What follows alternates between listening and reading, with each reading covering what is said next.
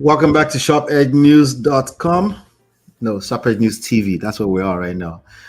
We didn't get to SharpEdgeNews.com yet. Okay, so welcome everybody. Merry Christmas. Compliments of the season. Welcome back. Do me a favor, hit the like button, share, subscribe, turn up your notifications, follow everywhere. We're trying to get to 1,000 subscribers. Thank you so much for helping us. It also help us monetize the platform on YouTube everywhere. So please hit the like button, share, subscribe. We're getting views, but we need you to subscribe as you're watching. So thank you so much. Without any further ado, ladies and gentlemen, let's welcome a man of many titles, publisher, editor-in-chief of SharpEdgeNews.com. So now SharpEdgeNews.com comes into through the side. And the High Chief Odokwetu of Ayedi Ogbese in Akure North, Ondo State. Whether commanding the newsroom or upholding tradition is always a sharp edge ahead. Give it up for the one and only High Chief Ola Dimeji. Welcome, sir. Ola, so nice to be back. And I join you and millions of fans all over the world to which everyone listening to us, watching us, a Merry Christmas and Happy New Year when 2025 eventually comes. I'm not going to waste too much time on greetings and niceties this time around. We'll just launch into the program. That said, as always, it's good to be back. Absolutely. Welcome back. All right. Hit the like button, share, subscribe, turn up your notifications. Without any further ado, I think we should just go ahead and dive right in to the special. You have a SharpEdgeNews.com special for us today, right? Yes. A word of acknowledgement to our media partners here in the United States, Nigeria, and in far-flung climes like East Africa, in Tanzania. There is this news organization that has signified their intentions to partner with us in the new year. They are called Our Zone TV. They are based in Tanzania, and I know of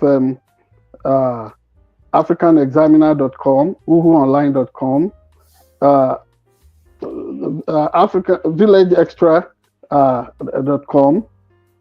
All these people, they are our media partners, including your own veritable organization, man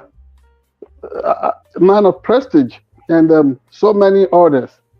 Encouragement from Sahara Reporters and Point Blank News, all our people, and Per Second News. A huge shout out to them, and there's several news organizations across the length and breadth of Africa, particularly Nigeria. We do not take it for granted that you deem us worthy of association of your company. So we say thank you for the cooperation we have enjoyed so far and the cooperation and collaboration that will be extended to us in the days ahead. Thank you very much. So, okay, so we're just going to dive into the trending news. Are you ready for that? Oh, sure. Okay, all right, great. All right, thank you, everybody. Welcome back. Without any further ado, we're just going to dive in. That was quite short. That's why I was a little thrown off. We're going to dive into the trending news around the world. We'll be right back.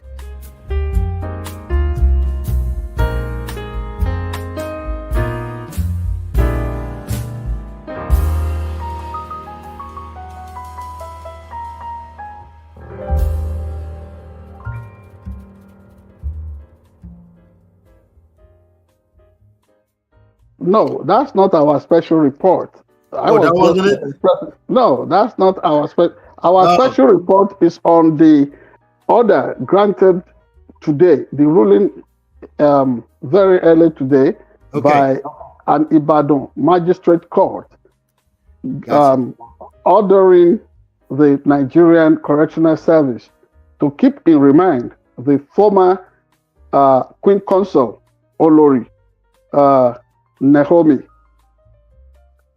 the former wife of the supreme monarch in Yoruba land, the successor to the legacy and heritage of the progenitor of the Yorubas. Some people look at him as the king priest, or honing the spectre to a royal priesthood, that is the Arole Oodua, Ooni of Ife, or Jaja, the Oba Ogunwusi Adeyeye. So his former Olori Naomi was ordered by an Ibadan magistrate court to go to, to be kept in remand by Nigerian Correctional Service this morning. Also slammed behind the bars for the meantime is the well-known radio, TV, social media sensation, Mr. Hamzat Oriyomi of Agidigbo, a radio and television outlet in Ibadan, Nigeria. And then the principal of the school where the palliative stampede that took the lives of close to 35 children, where that event took place in Ibadan. The principal has also been ordered to be kept in the cooler for the meantime. Now, what is the undercurrent of the unfolding matter before the Ibadan Magistrate Court?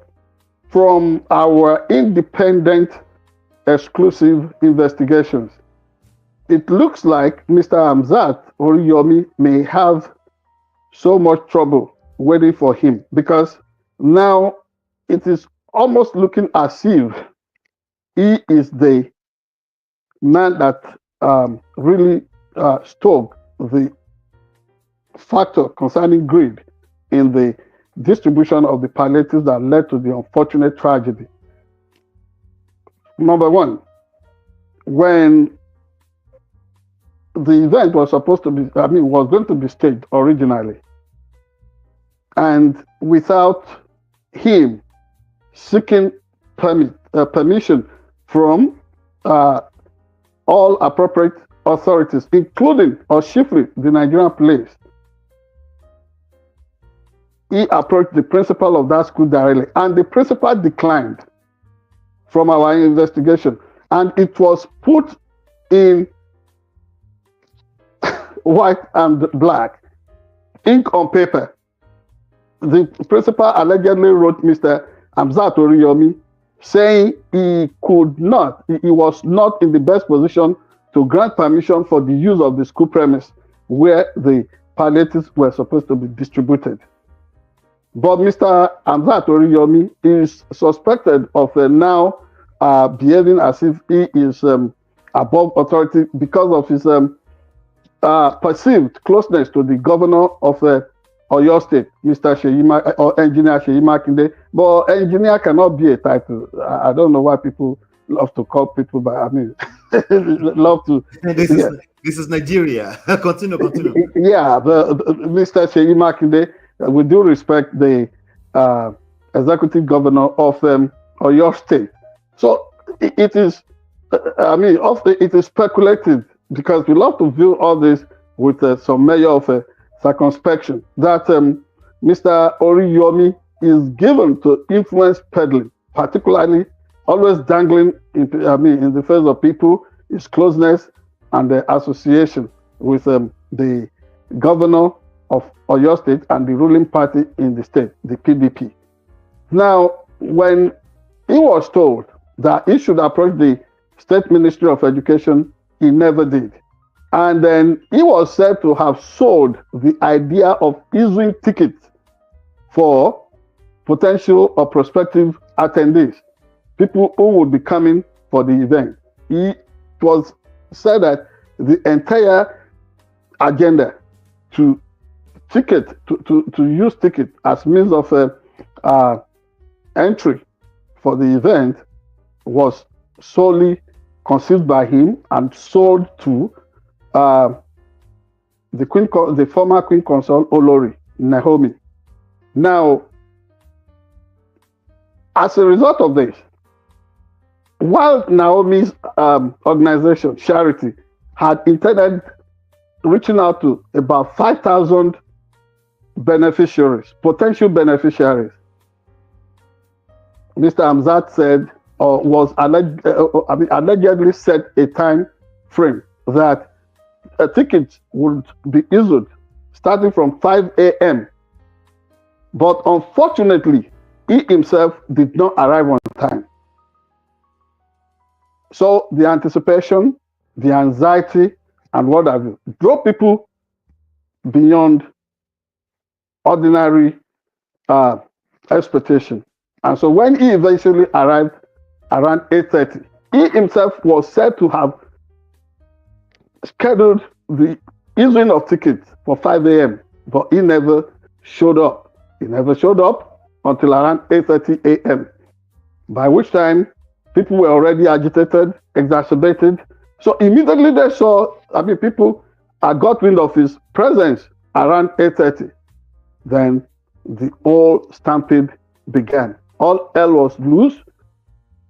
It became an affair in which the falcon could not listen or could not hear the falconer. The center never held. Mere anarchy was upon the scene. And then blood, tears, attendant sorrow for an entire nation. So more than what Mr. Hamzat Oriyomi loved the world to believe, he is seen as the man who pulled the strings from all sides. And then when the tragedy struck, it was so easy for him to want to make very artful escape by saying he too was, by claiming that he too was a victim in the whole thing. But today, some reprieve.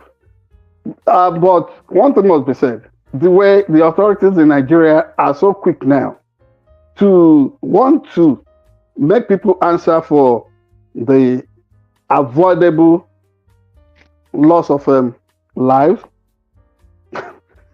that kind of excitement was not seen when ministers, particularly Abamoru, had the scandal of getting prospective Nigerian youth who had expressed interest in picking forms to serve in the immigration service when they were, when they were sent to their early graves because of chaos and disorganization. You will remember that when the military administration came to Nigeria, 31st December 1983, part of their integrated approach to enforcing discipline, regimental discipline in Nigeria, was to walk people into line to imbibe the culture of lining up, whether at bus stations, for any public function. But all that is now gone, has disappeared. So after the Ibadan tragedy of this last 1.5 weeks, another tragedy at the Catholic Church Charity in Abuja. Another one happened in Okija, southeastern Nigeria. So our report is that people know more than they are willing to own up. How about the culpability? Let us call it culpable homicide on the part of the government of Nigeria. Yeah, the president had a media chat yesterday. I don't want to delve into that fully yet. And he was virtually in denial. And he even bragged about the fact that for more than 25 years, he's been giving palliatives. There was no death. But that does not mean that there was no chaos in the way people scamper to get the largesse coming by way of palliatives.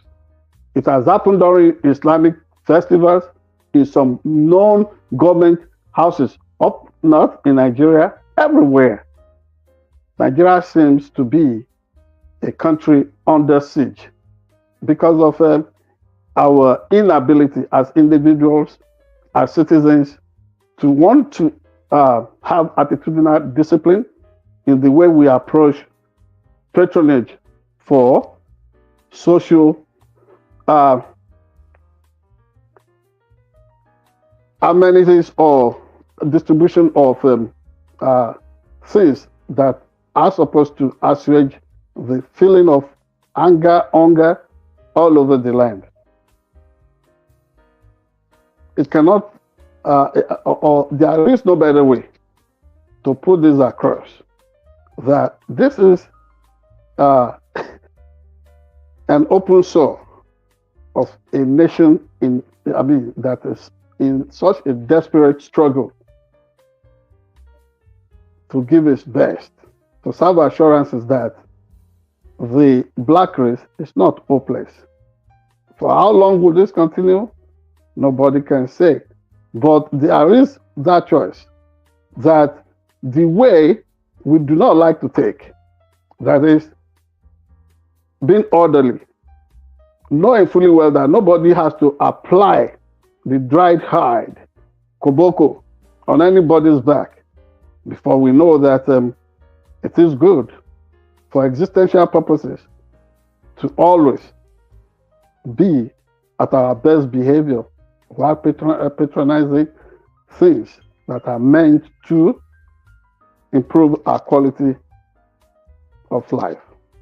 Our report. Well, that's kind of sad.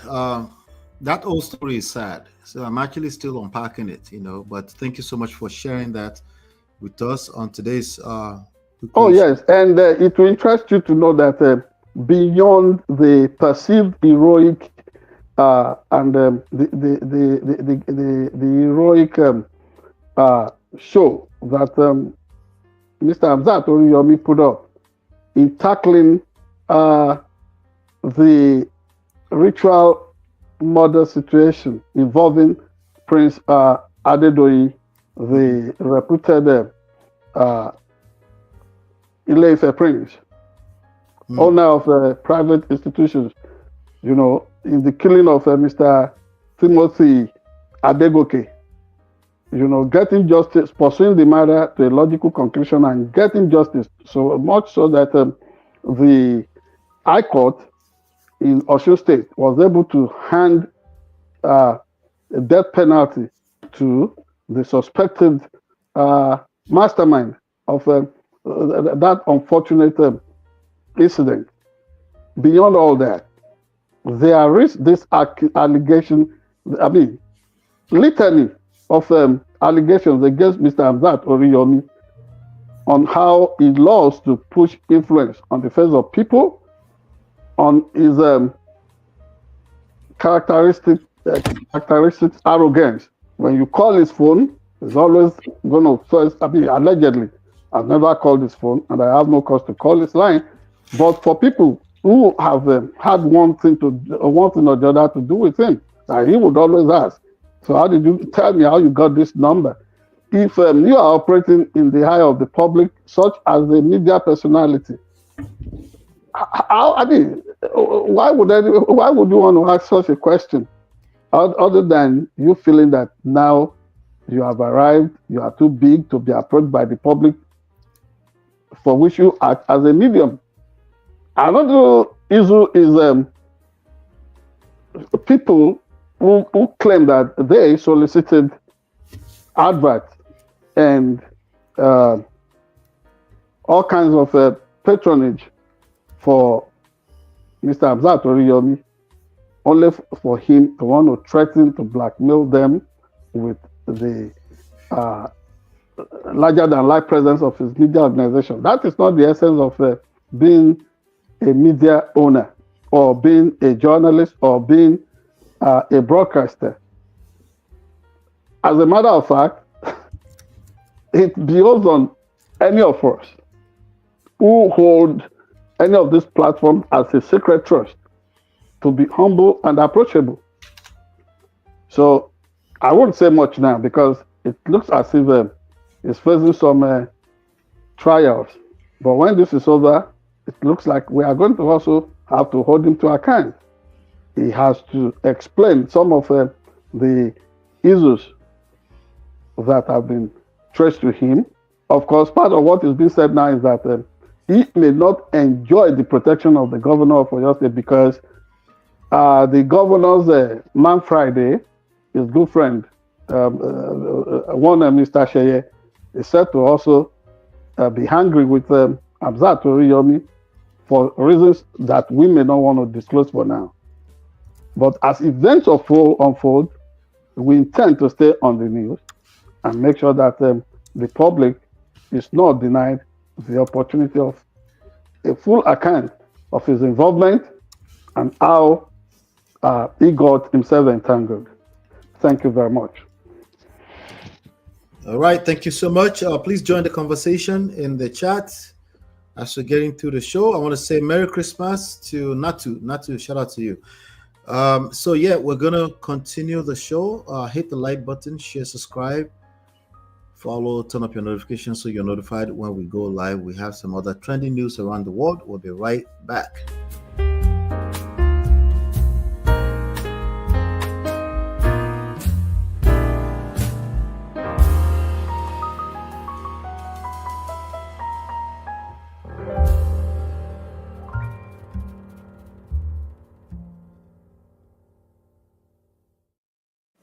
All right, listen to this, and then we'll come back to address it. Listen to this real quick.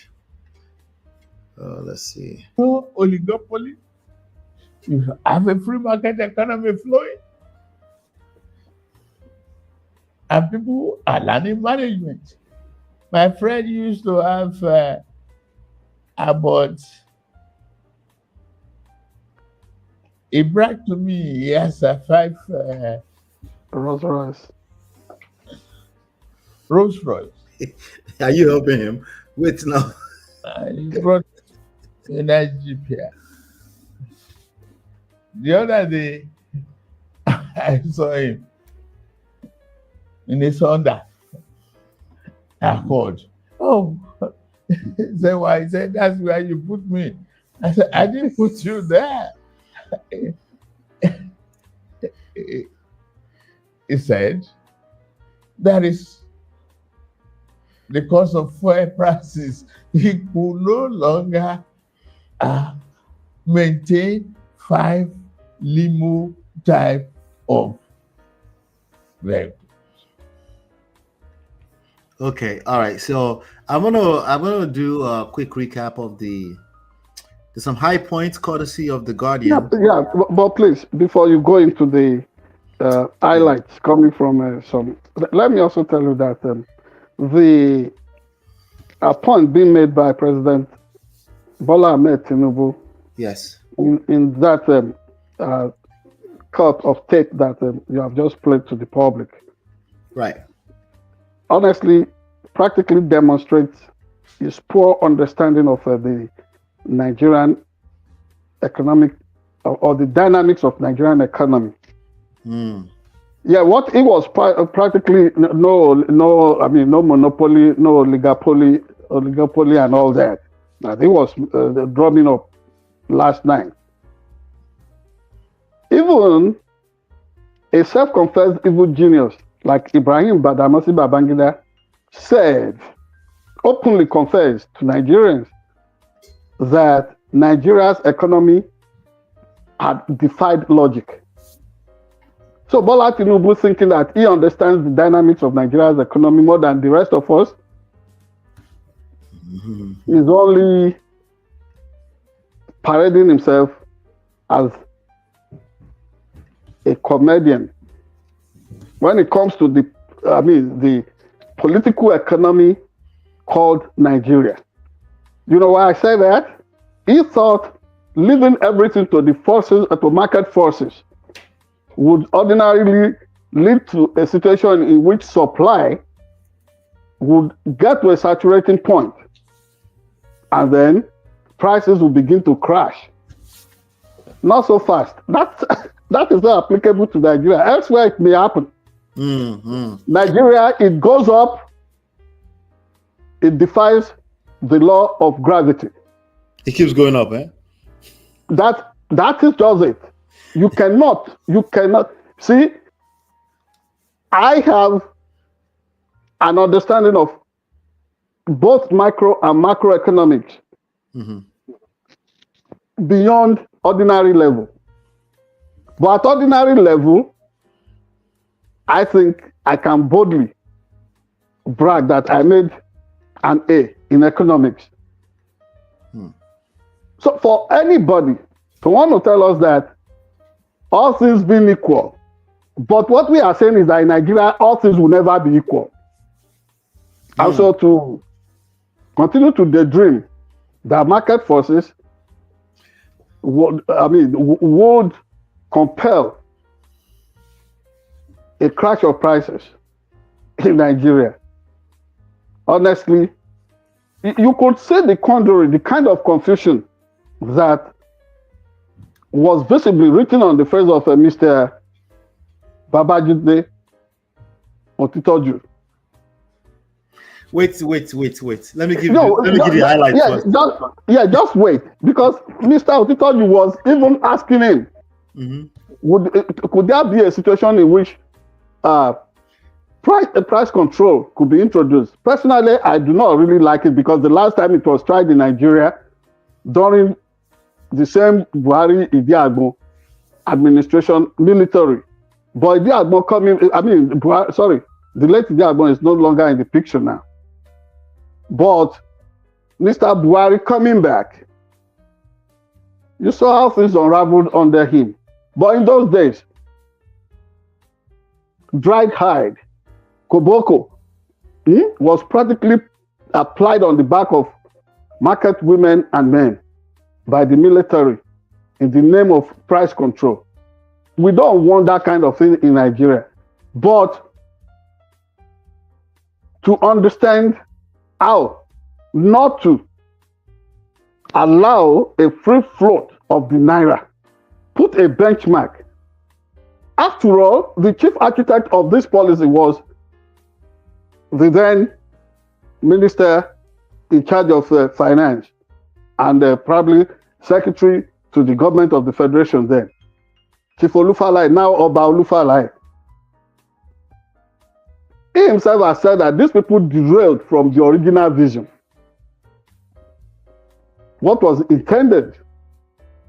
And since they left the whole thing to market forces since 1986. So what has that benefited Nigeria? Honestly, I do not understand the direction of successive administrations in Nigeria. I thought that if you are in a pickle, you find yourself in a dish, to get out of the dish, you have to first stop digging. But they are digging further and further. So that said, let me pause for a while, and then I'll listen to the other highlights that you have. But you saw the desperation, the disappointment, the visible, because I've listened to Mr.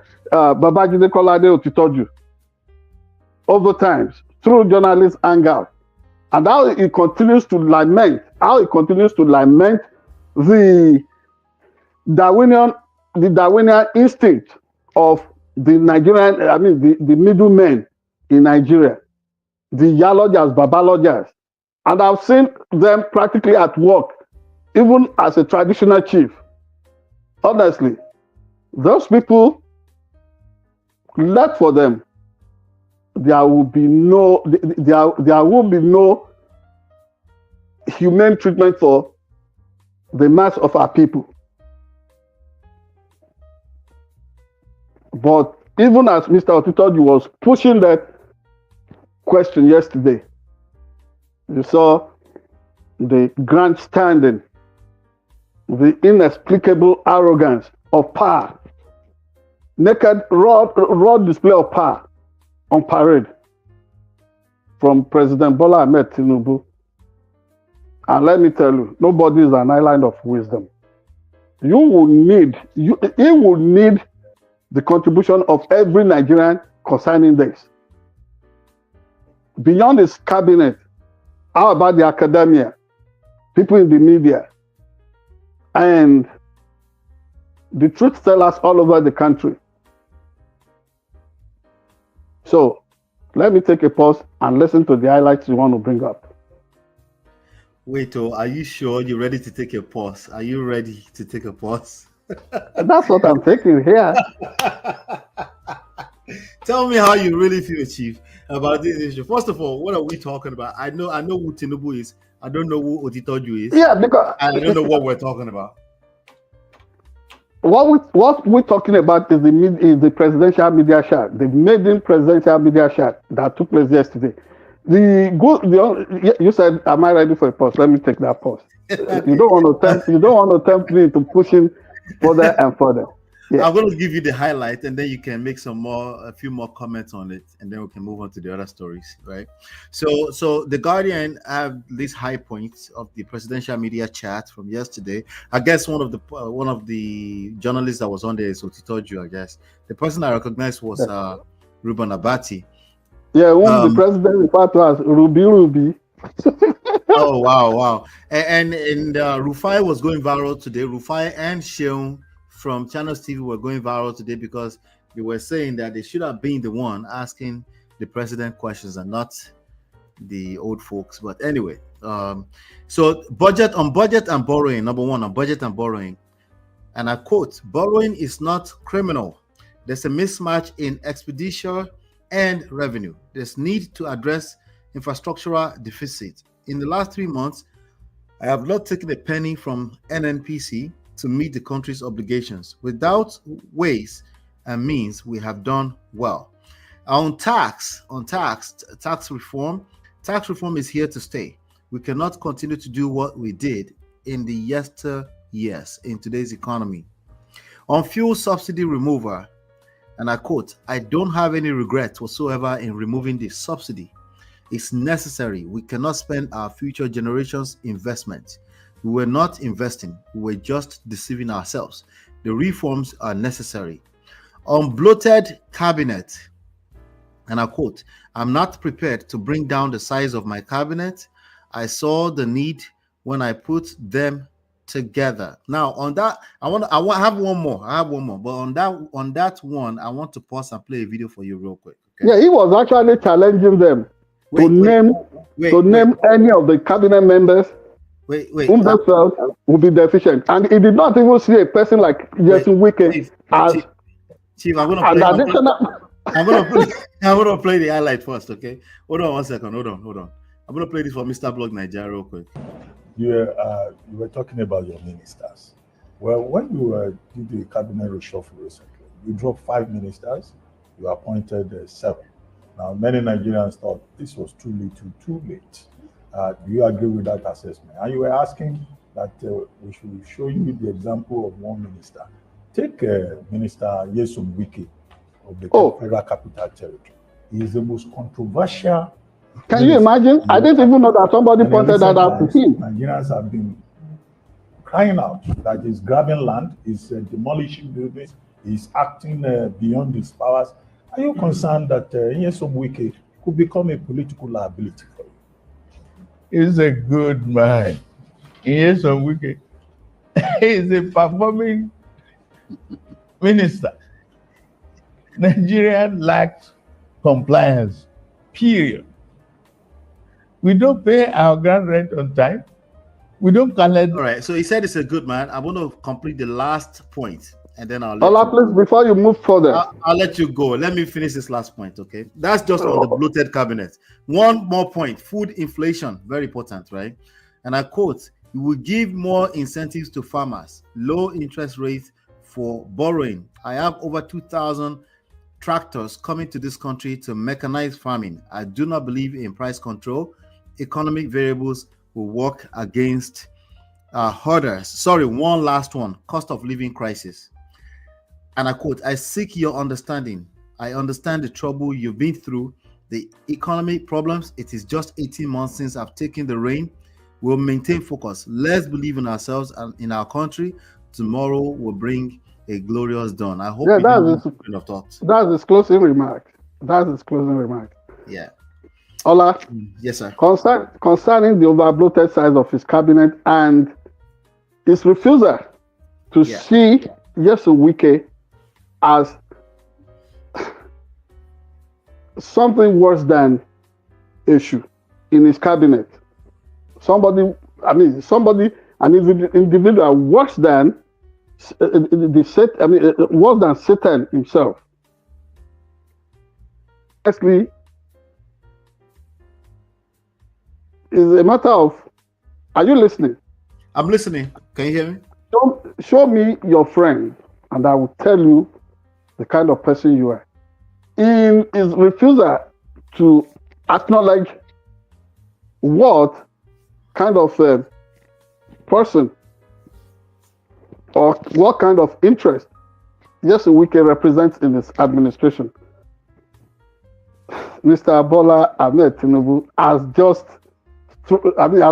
succeeded at throwing himself under an 18-wheeler. And that is going to be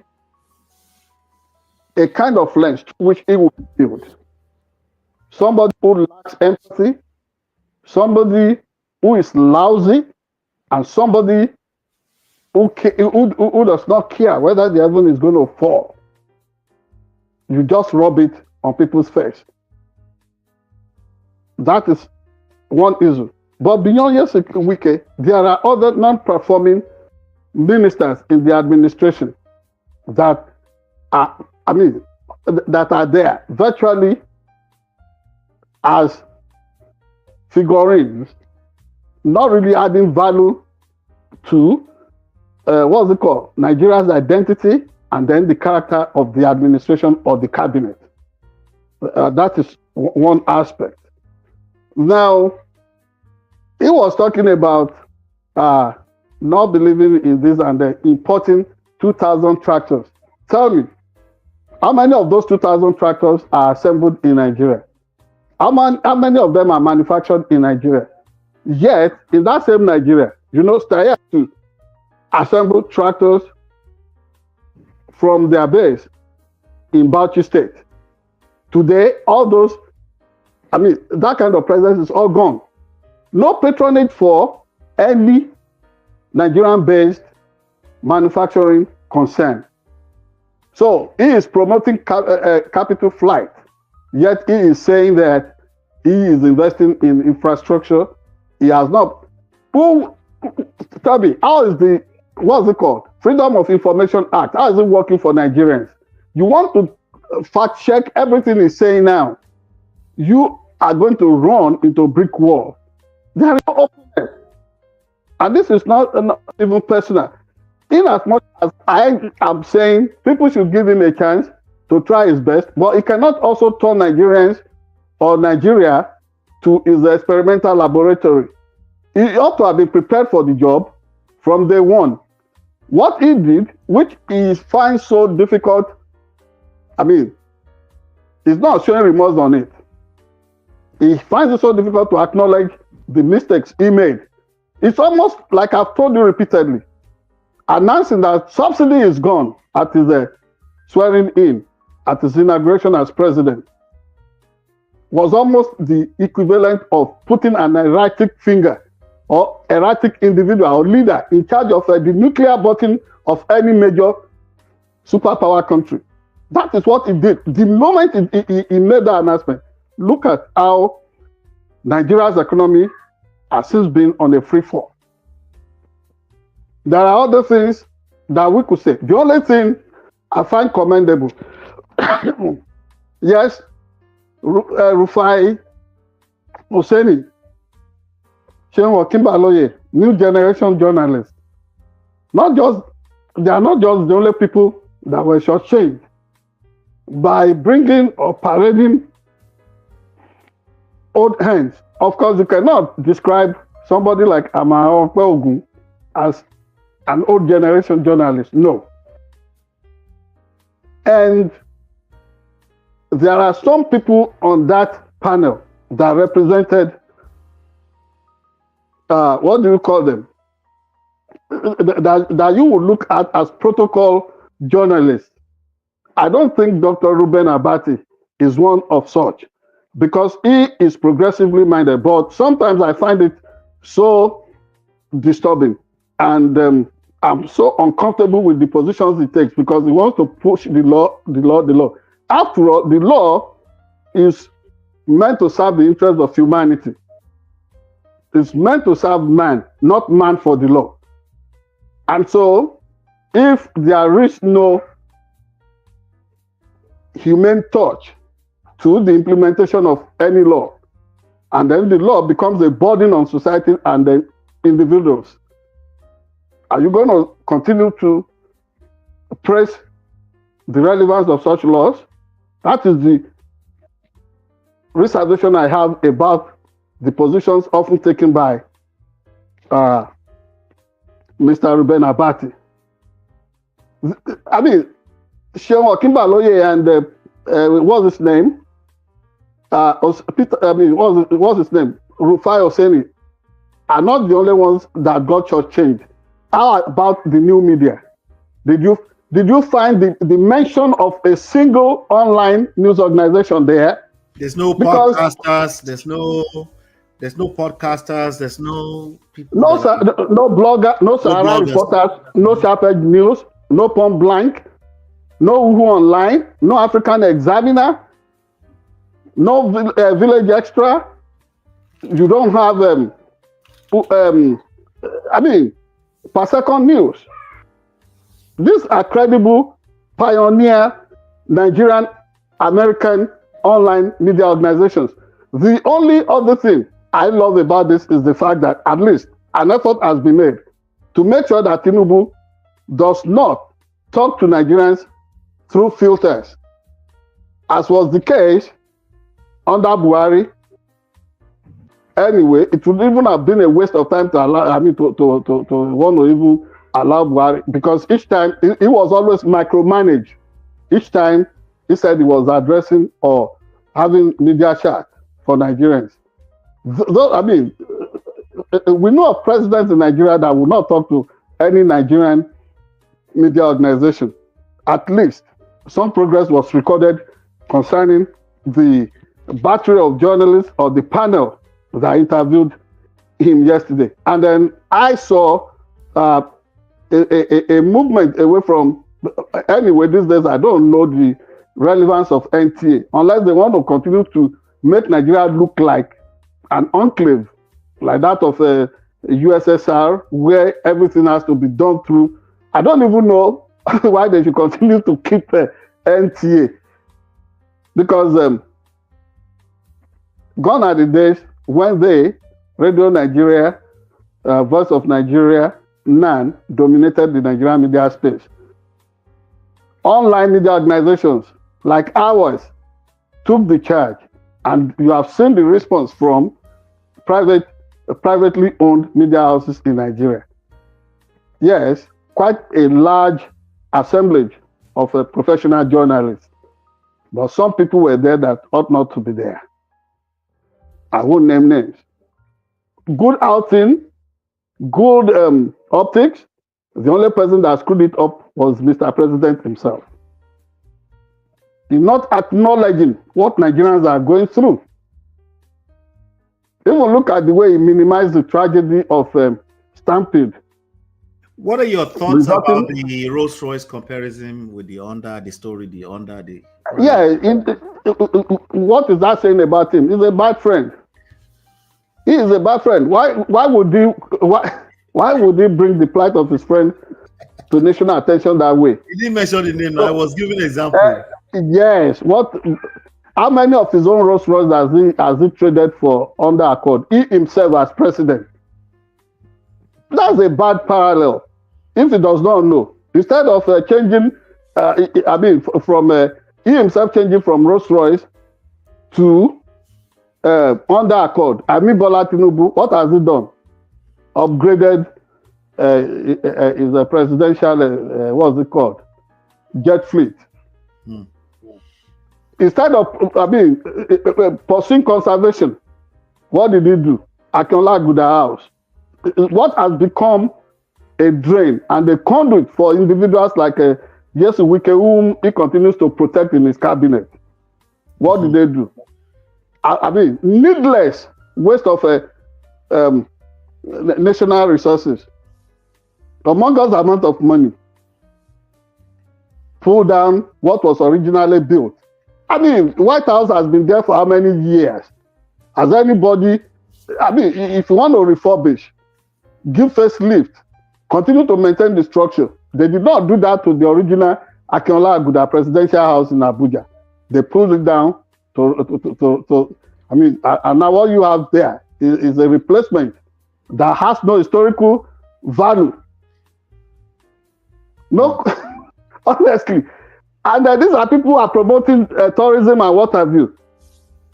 They have not even liberalized patronage for the presidential villa.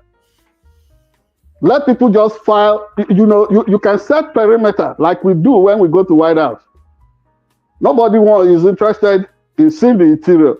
But let Nigerians have a glimpse of what that place looks like. At least. No, they won't do that because there's no openness about it. They imprison themselves, they say they are having presidential villa. So many other things. I mean, for example, look, we ran out of time. Yeah, please. Beyond yesterday's presidential chat, what was the need for the renaming of University of Abuja after General Yakubu Gowon? What is Yakubu Gowon's legacy? Go and read the publisher's introductory note to Voice of Courage, collected speeches of Obafemi Awolowo. When Gowon was in power in Nigeria, he was hobnobbing with despots and dictators and murderers like Jim Badele, what's it called? Bokassa. People like Mobutu Sese Seko. People like Papa Doc and Baby Doc. Go and read Olayifa Bamigbe's publisher's note to why Gowon was sad. And the only voice of courage that could confront him, who had to exit his administration after this man was manipulating handover dates and Nigerians. For 9 years, Awolowo exited his cabinet and said, if we are related, we will meet. The same Gowon is the one that has been rehabilitated now with a solid university that is iconic. Putting his name on it. When Muritala Muhammad was killed February 13, 1976. Go and read the book, especially the special publication by Daily Times of Nigeria. 30 years of military rule. Yakubu Gowon was indicted in that plot by people like Gomwald, Bisala, and Dinka. Actually, he was tried in absence and given death penalty. That is the man that has been fully rehabilitated. Now, all they are saying is that, Nigeria prays. How about his divisive tendency when Ojukwu wanted a situation in which Nigeria will not go to civil war, and he said, my boys will not listen. Ojukwu was asking him, who are your boys? I interviewed Ojukwu. And so, this is the man that, look at the legacy of this administration. Bundle of contradictions. I hope we'll have more time to go into details of their missteps and their abnormalities in the future. Thank you. Please join the conversation. Please join the conversation in the chat, in the comment areas. Follow, like, subscribe, turn up your notifications. This was a fantastic 2024. We're looking to take things to another level in 2025. We appreciate you for being here. We have one more story that we want to cover before we run out of the last 10 minutes that we have. So stay tuned and we will be right back.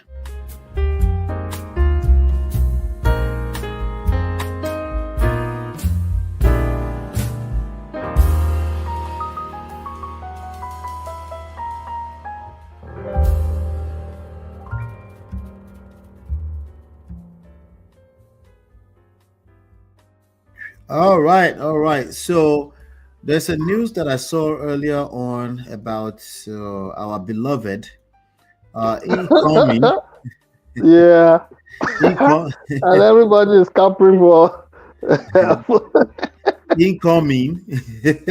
Yeah, everybody is camping for cover from the dangling sword of Damocles.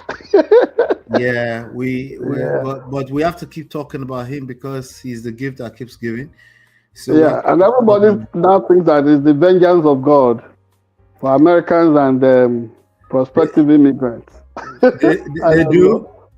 Wow. Oh All yeah. right. Okay, let's listen in. Let's listen in.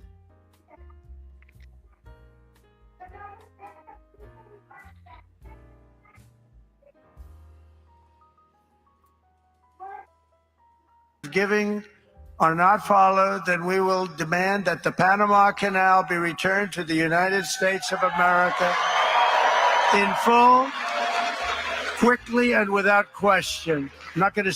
I'm gonna rewind You a got to little bit. treat us fairly, and they haven't treated us fairly. If the print were being ripped off everywhere else, a secure, he just said, take it back. And it's a good idea. It was given to Not to take it Panama back. and to the people of Panama, but it has provisions. You got to treat us fairly, and they haven't treated us fairly. If the principles, both moral and legal, of this magnanimous gesture of giving are not followed, then we will demand that the Panama Canal be returned to the United States of America in full, quickly, and without question. I'm not going to stand for it. So to the officials of Panama, please be guided accordingly. That's a threat. There was a mother in the That is fire. an absolute threat. Yeah. I wanted to know what your thoughts are about that. That news right there. You know, he's been throwing a lot of stuff like that Yeah, around. well, like I've said, because I want to be short on this topic. And Panama, Greenland, and Canada, by the way. yes, well, you know that whether anybody acknowledges it or not, Canada is not anybody's lucky, and you can be sure that when you are counting, if you want to enlarge the list of world superpowers, Canada would actually make an A list. So make no mistake that some of these things, because we really want to position and project what we represent as a nation. I mean, us as Americans. The deal is that in as much as Mr. Donald Trump promised that, and he boasted on the fact that there was no record of conflict, major conflict, while he was in charge. You remember? Apart from the fact that he inherited the bogged down situation in Afghanistan. And then, yes, he campaigned and said Joe Biden mismanaged the whole thing, but everybody also who read the whole script correctly knew that he created that crisis, which was inherited by the Biden Kamala administration. That said,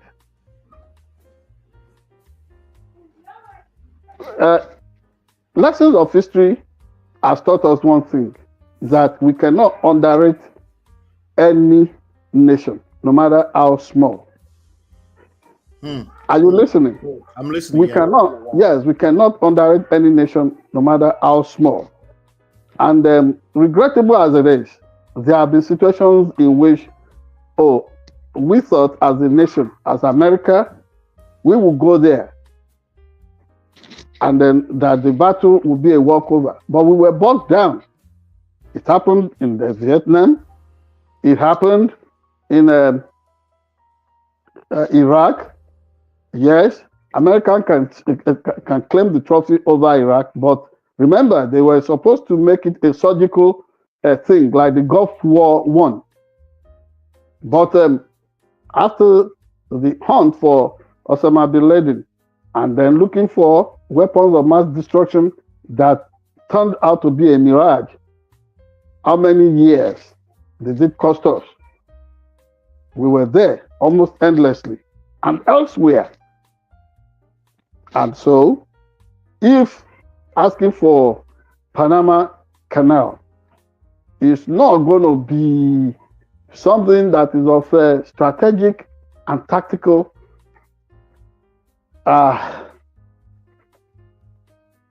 importance to us as a nation, we can avoid the conflict that could arise therefrom. Because do not forget, there are all kinds of belligerent forces all over the world, polarized as we are. And then they want to take sides. Oh, you would think it is diminutive Panama that we are in conflict with. And then you find out that all kinds of forces are lining behind Panama. We don't want that kind of bog down. But he is the elected chief executive of this country. And if it's not going to be going into the new or into the unfolding government with hawkish apparatchiks, military apparatchiks, people who can advise him and guide him in line with the stated objectives of our country, respecting the sovereignty of other people, I think things will work for all of us. Yes, do not forget that even already inside the United States here, university administrators, chancellors and provosts are already advising international students to head back into the United States before the January 2025 inauguration of President Donald Trump. Because they might not be able to enter. Yes, as F1 visa status persons. So get your butt back in here before you get people. Yeah, people who are due for what's it called? Repeat visits because of medical tourism. All kinds of people. There is, you see, the panic button is so obvious. It's so palpable everywhere. Even the thing has triggered a concomitant reaction and action in faraway places like Canada. Because already the Canadian government is giving indications that individuals who do not have proper immigration papers may have to be thrown out if they are found to be working anywhere in Canada. Canada never used to be like that. So this agenda about ultra-right extremism or agenda is consuming everybody. Of course, you have heard of what has been said of the head of a conservative party, of Nigerian descent, Kemi Badnoch. You have heard of all that discussion. All these things. In a situation in which an alien people are beginning to embrace their own gods, all other countries too want to dig in. And then you continue to find the fault lines in internationalism, international relations, becoming so pronounced. And the situation in which Donald Trump was saying, oh, he can end all conflicts and things will be quickly decided and then ended, you may find something working directly in opposition to that.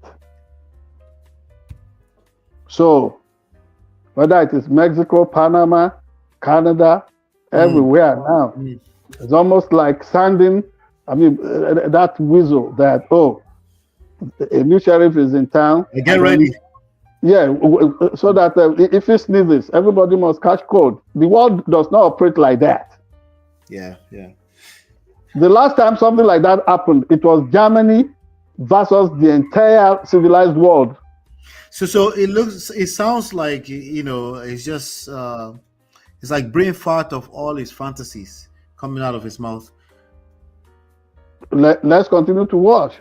But I know that the institutions there, the dynamics are so strong that they may at some point kick in. For example, he was going to trigger something that would lead to what's it called? Economic crisis last week, with allowing the mandate on spending to expire. And he I thought Republicans would queue behind him. But look at what happened there. Yeah. So the fact that Republicans are in charge of the executive arm, they control the judiciary, and they're thinking that because they are in the hopper, the Congress, the Senate, and the Congress, that is the Senate and House of Representatives here, that everything will go his way. He's going to learn the hard way that Americans do not joke with the survival of this country. All right. We are exactly at 1 hour and 2 minutes. I want to say thank you to everybody. How about the last topic? We don't have that anymore? There's no last topic. It's 1 hour and 2 minutes. Oh, thank you for letting me know. Thank you. We were supposed to do we're supposed to kind of maybe go through the Oriyomi thing again. But we will cut it out from your special. So all right. Yeah. But I want to say Merry Christmas to everybody and Happy New Year in advance. Compliments of the season. Just pray for a fantastic, healthy 2025 coming along. In spite of all the events around the world, they can be scary sometimes, but it's all good, But if you want to give them some words, because we're not really sure about that next week, we'll see if we can make it out here one more time for 2024. We'll try and do that. But the deal is that as we celebrate, whether in America or in Nigeria, please do not let us trade away our omoluabi, our sense of responsibility. We should not forget that years will come, years will go. We should not forget that Christmas will be here. It's already here now. It will be gone. Another Christmas will come. So may we take it easy, and then let us walk towards the realization of those wishes that we have always hoped for. Not the pyrrhic hope, not the hopelessness that is being promoted as hope, but something that means that means so much, that is of value in our individual lives. That said, I join everybody all over the world in saying Happy Christmas. People would say Happy Xmas. I said no. If you say Xmas, the X factor there means the unknown. But you know what this mass is about. We've been celebrated. Don't get me started. Don't get me started. Let's just leave Thank that you alone. very much. Thank you, everybody. I appreciate you. Have a Merry Christmas. Merry Christmas. We'll see you very, very soon. Take care and God bless.